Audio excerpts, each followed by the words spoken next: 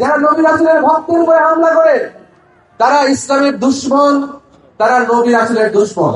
আপনারা জানেন বাংলাদেশে যখন প্রথম ইসলাম আসে, এই ইসলাম প্রচারের ক্ষেত্রে আমাদের এই অলিয়া আউলিয়ারা গুরুত্বপূর্ণ ভূমিকা পালন করেছে।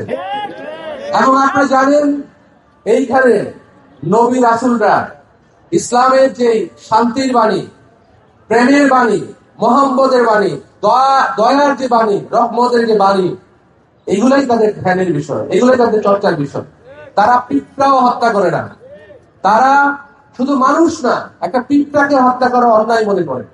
সেই রকম একটা শান্তিপ্রিয় ভাবের মানুষদের উপর যারা ইসলাম বিরোধী বলে, বেদাত বলে হামলা করে, তারা সন্ত্রাসী শুধু নয়, তারা প্রকৃতি বিরোধী, তারা পশু পাখির যে অধিকারের পক্ষে আমাদের সাধুগুরুরা এই তারও বিরোধী, শুধু মানুষ বিরোধী না, শুধু ইসলাম বিরোধী না।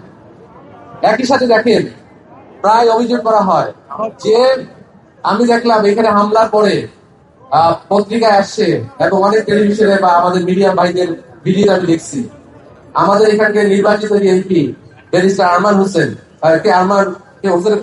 আরমান সাহেব, ওনাকে প্রশ্ন করা হয়েছে যে এই যে মাঝের হামলা হলো, আপনি কি মতামত? উনি বলছেন যে ওইখানে হামলা হয় নাই, মাদক বিরোধী অভিযান চলছে। কারা চালাইছে? বলছে পুলিশ। কিভাবে? ছদ্মনামে। আর পুলিশ কি বলছে? প্রথম আলো সহ অন্য পত্রিকা আপনি দেখেন, ইত্তেফাক সহ আমি সব পত্রিকা দেখেন, পুলিশ বলছে যে না, আমরা এখানে যাই না। তাইলে কে সত্য বলতেছে, পুলিশ নাকি এমপি? এক।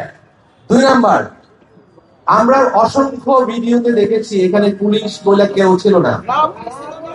এবং আমি এইখানকার যারা স্থানীয় নেতা, সেটা জামাত, এনসিপি, বিএনপি সবার সাথে কথা বলেছি, তারা বলেছে এখানে জামাতের একটা অংশ হামলায় যুক্ত ছিল।